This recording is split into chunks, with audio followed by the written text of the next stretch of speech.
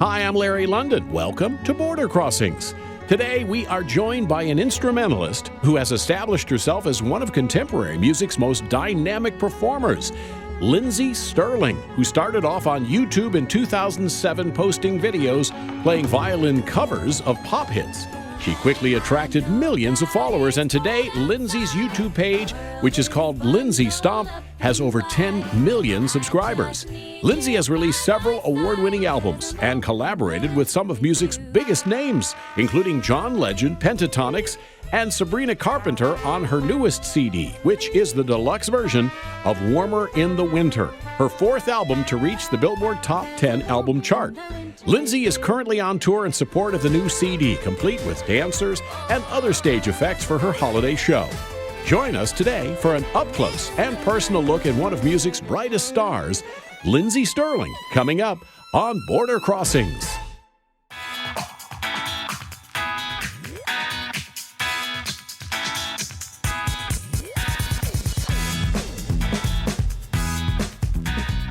Okay, Lindsey Stirling's in our studios. Congratulations on all the success you've been having. To have, first of all, last year's biggest Christmas album, and now this year to be among the biggest selling artists in the world. Oh, that's fantastic. Thank you. Thank you so much. It's been a really exciting 2 years, I would say, a couple of years, but I'm just feeling very blessed. Now you decided to re-release it's Warmer in the Winter. Yes. Deluxe. Deluxe. So what makes it deluxe?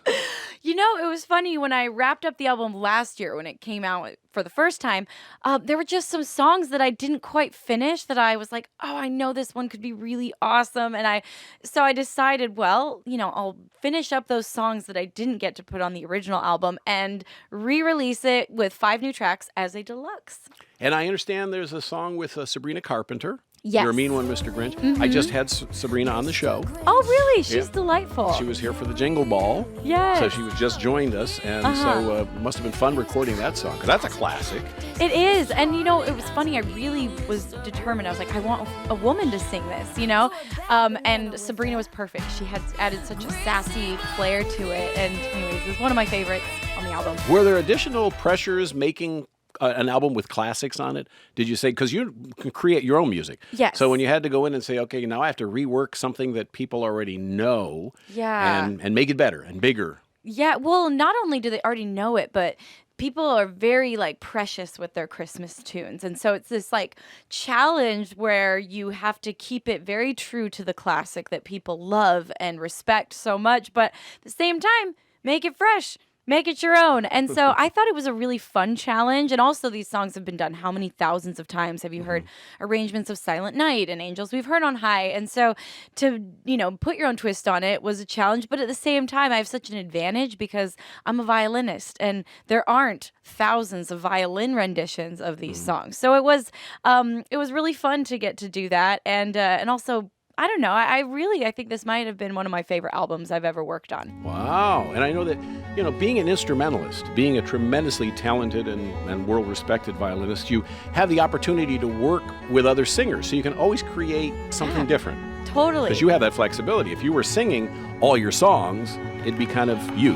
Right. But because you're playing and somebody else gets to sing, that's fantastic. It's so true, and it is fun that it makes it possible for me to dive into so many different styles and genres, because as long as the voice of the violin is true, people are like, oh, that's got to be Lindsey Stirling, but the decorations around the violin can be whatever I want them to be. And it wasn't always violin, was it? I mean, you were a dancer growing up. Actually, no, I was a violinist. Violin before dancing? Yes, I started violin when I was 6. And it's funny, my parents actually kind of had to make me choose because I wanted to be both. I wanted to be a dancer and a violinist.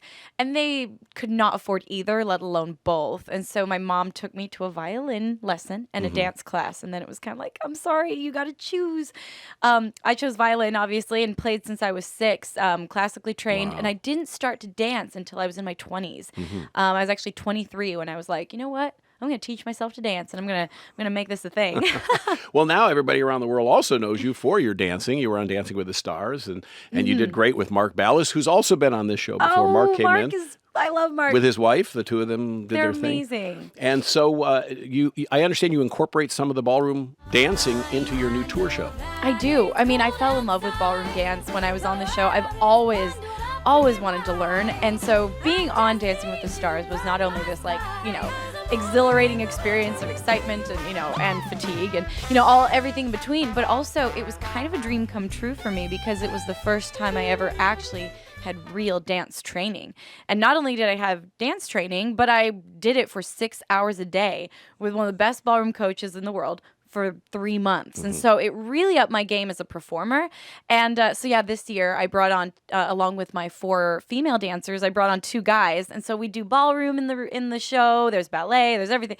Because I love dance. Wow. It's got to be hard to combine dancing while you're concentrating on also, because the moves you're choreographed but you're still playing. So Yes. to be thinking of 2 things or more at the same time. Yeah. But only you could pull that off, Lindsey. Well, I think it's funny because when I first started trying to combine dance and violin, it was so impossible. And people, often think I was a trained dancer, but I'm like, honestly, I never moved at all when I was playing growing up. I was like a statue, and my teachers were even kind of like, sway a little bit, add some emotion to it, and I just couldn't. And so it was a very conscious choice of like, I want to combine these 2 art forms. And at first it seemed impossible, which is why I don't think anyone's ever done it before, because it took I'm saying years for it to become something that looked not awkward and sounded good. It took years to combine the 2 together. But now it is something that I can do, and it's the 2 expressions are kind of roped in together, and I combine the 2 in my head.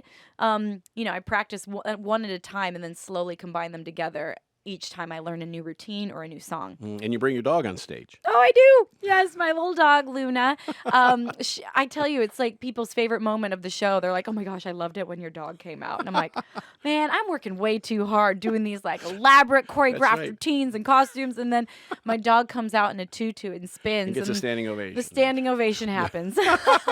So how's Christmas in your house, in the Stirling house, either with your parents or on your own? I mean, what do you do to celebrate? Well, I always go home for Christmas and spend it with my family. And, we have a lot of traditions, and some of them are so simple. But I would say, my favorite Christmas tradition that my family does is we do a Christmas craft every year, and it's always something different. And we started it actually because once I started having nieces and nephews, we're trying to think of fun things that the kids could enjoy.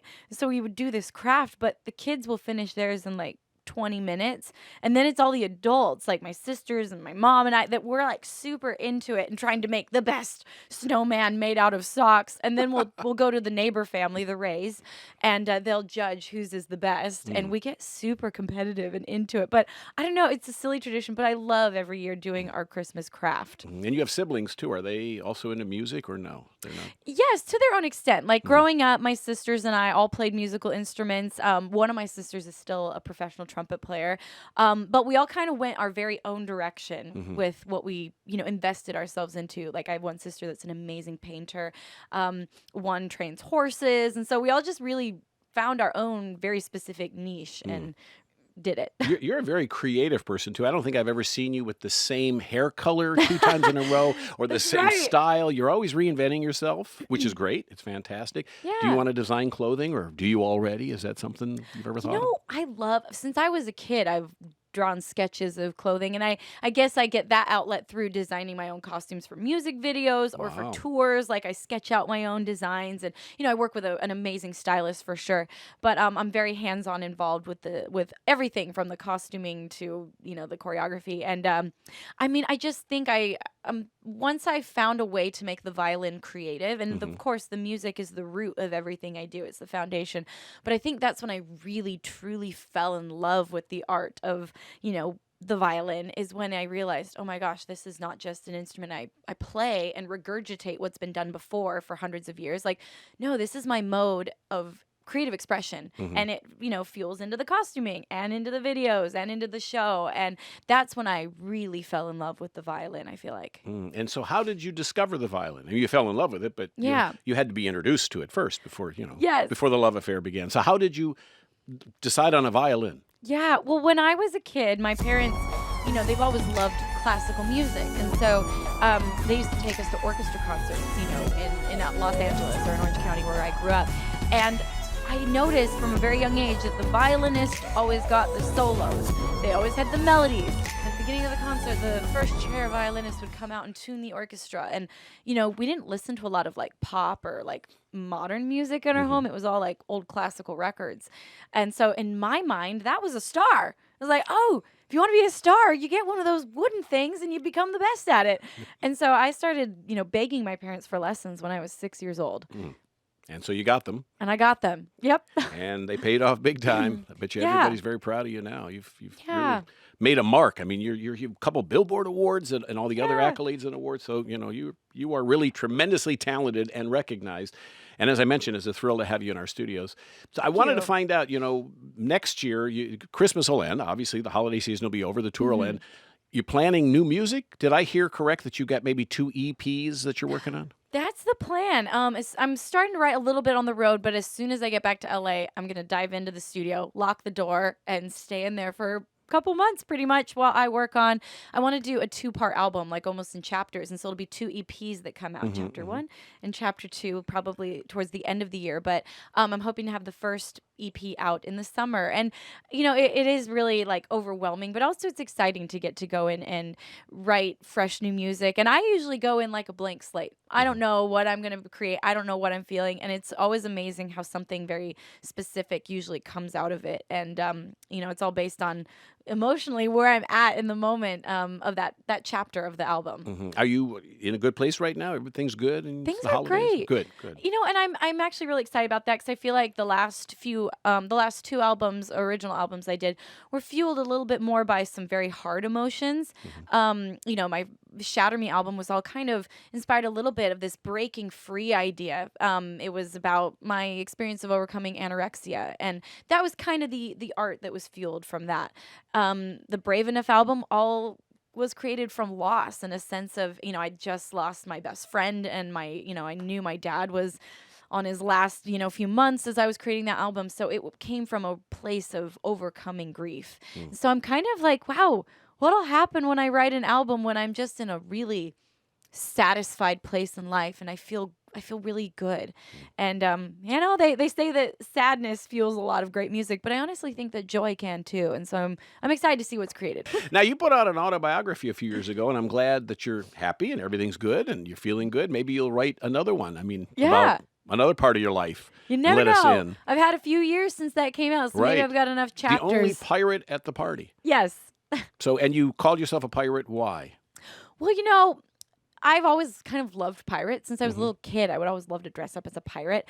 And there was just so many analogies that tied into the book and the story, even specific like moments where, for example, as a kid, I had to wear an eye patch, because I had eye problems and one of my eyes wasn't working appropriately, and how that made me feel as a kid, feeling different from everybody else and sometimes being made fun of because I had to wear this eye patch. Like, that's one of the first stories in the book, all the way leading up to when I first moved to LA. I got invited to a Peter Pan themed birthday party. And I was like, okay, I'm going to go to this birthday party. I'm going to make some friends. I'm brand new in LA. And so I went all out and like wore a Captain Hook costume that I had like put together. It was quite elaborate. And I got to the party and it was such a Mean Girls moment, where I walked in and no one else was in a costume. Like, there was not even any, like, there was a Tinkerbell birthday cake, and that was pretty much the only thing that made you realize this might have been a themed party. And I had this moment of like, oh, no one's really seen me yet. No, like, I could leave, and no one would even know I was here.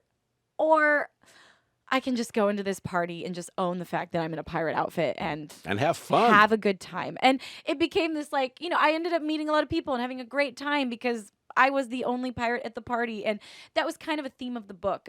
I don't walk around trying to be like, hey, I'm different, like I'm unique, but we're all different. We're all unique. And being able to celebrate the things that make you different and own them and say, you know what, I'm in this pirate costume, but I'm going to make friends tonight and I'm going to laugh about it, or I'm going to embrace it. Our differences are what make us beautiful and unique and special. And so anyways, that was kind of an overarching theme of the book. And so I kind of used that story as the title. How about acting? Is that anything you want to do in the future? I've dabbled in acting and it's a lot of fun. Like I quite enjoy it. I haven't done it enough to know if I have any talent in that area, but I think it is something that I'm like, you know what? I'm open to it. I've tried so many different things, and especially working on my own Broadway play right now. I'm like writing myself a small role in it. I'm not expecting to play. I don't want to play the lead, but I think it'd be fun to have like a role in it. What's the play about? Can you tell us anything? It's too early to tell you all the secrets, but I will say maybe it's just because I've been in holiday mode for so long. Well, I guess you started to get famous on YouTube. Your YouTube channel is still on, and you got millions and millions and millions of followers. And so, I mean, social medias work well for you. I mean, is that something that you'd recommend for other people? Get discovered that way? Absolutely. I mean, I think the cool thing about social media is it's constantly changing. And so some people are like, oh my gosh, I missed the window to like make it big on YouTube, or because it is true, there's like a big wave that'll come out that makes, and I was lucky, I hit the YouTube wave right as it was like riding, and so I was able to ride this wave, and it was it made my career. However, each platform is always changing, and there's new things coming out, whether it's like, oh, Snapchat just happened or Vine came out. There's new ones always coming, and the current ones are always changing. So it's never too late to jump on these bandwagons and like be a part of them. And I'm a big believer that cream rises to the top regardless. And the great thing about social media is that you don't have to go through a middleman. When I first started my career, I was trying so hard for, anyone to believe in me, get a record label on board, get a management company to, invest into me, and I couldn't find anyone to believe in this like dancing violinist. I don't blame them. It was a pretty awkward art form at the time, but through YouTube I realized, oh my gosh, all the tools are here. I can do this myself. I can invest in myself, and it's direct to consumer, and I have such a special relationship with my fans and my audience because of that. And I think niche markets are where it's at now, like doing these specific niche things that never would sell before. It's like, no, like we live in a world where people are looking for specific things, and niche is cool now. And what are your social media sites people can find you? Lindsey Stirling. You can find me on the tubes. By that, you can find me on Instagram through my name. My website's lindseystirling.com. So if you just remember my name, that's how you find me. Warmer in the Winter Deluxe. Pick it Yes. up. It's got 5 new songs. Wow, fantastic. Yeah. Lindsey Stirling, what a pleasure to have you here. Yes. Thank you so much. Thank you so much for joining us. Lindsey Stirling on Border Crossings.